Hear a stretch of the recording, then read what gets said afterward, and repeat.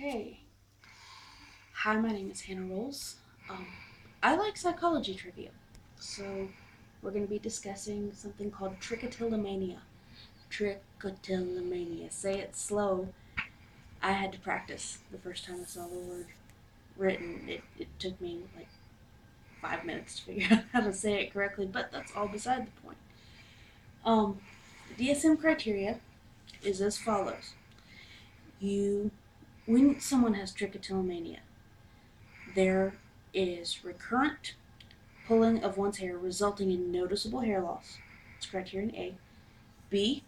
There is an increasing sense of tension immediately before pulling out the hair, or, and this is important, when attempting to resist the behavior.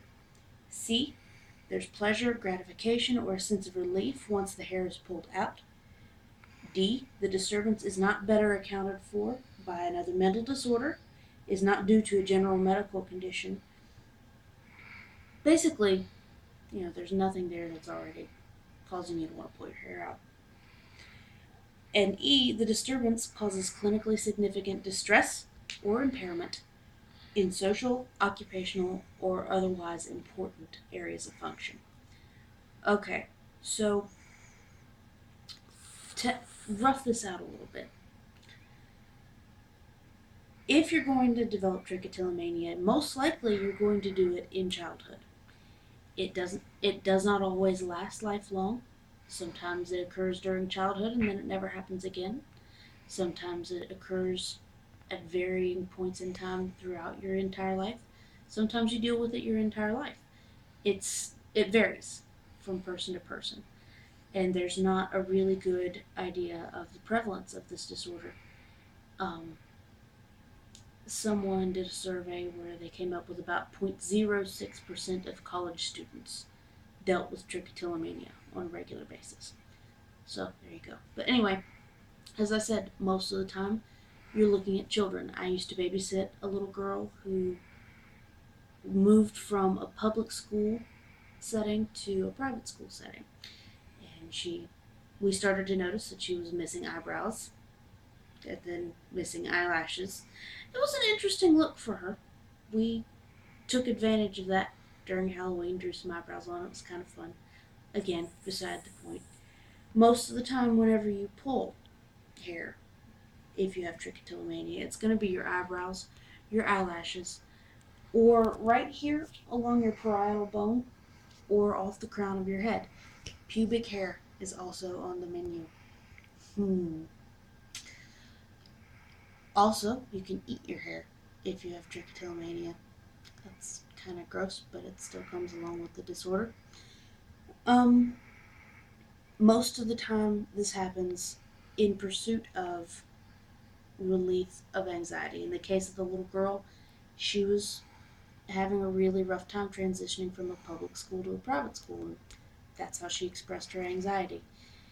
It can also be comorbid with anxiety disorders, personality disorders, mental retardation, any of the serious mood disorders. You know, it can crop up in conjunction with those. It's rarely seen by itself. Okay. Um, you cannot say that someone has trichotillomania if they have serious dermatitis on their scalp, if they have, anything that's going to physically make them itch, whether it's coke bugs or they're hallucinating, or again, they have a physical ailment that makes them want to pull their hair out. And it has to cause a serious amount of trouble. You have to have bald spots in order to be diagnosed with trichotillomania. You have to be completely uncomfortable with your appearance and still unable to stop pulling hair if you have trichotillomania. Those are criteria that you have to meet. It's got to cause you problems at school. It has to cause you problems at work or at home. Okay? These are that criteria E essentially is the criteria for being crazy. So any and all of these symptoms can show up every now and again. I mean, every once in a blue moon, you'll want to pull your hair out.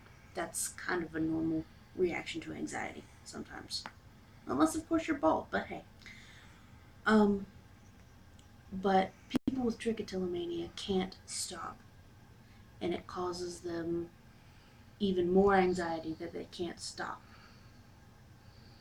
than it does than the actual pulling of the hair. Anyway, that's that's a rough out of trichotillomania. Poorly explained, but it's the best I can do at 3 in the morning. Um, anyway, long story short, don't pull your hair out. Don't eat it. If you find yourself pulling your hair out whenever you are anxious, you probably need to go talk to a psychologist. If you're at a college campus, there's probably free counseling available to you. So take advantage of it, because it would kind of suck to have to walk around with bald patches all the time. Anyway, thank you for your trouble. Thank you for listening to me. If you feel like subscribing to my ramblings, you may do so. In fact, I would be delighted if you would do so. And hope you enjoy. Thank you for your time.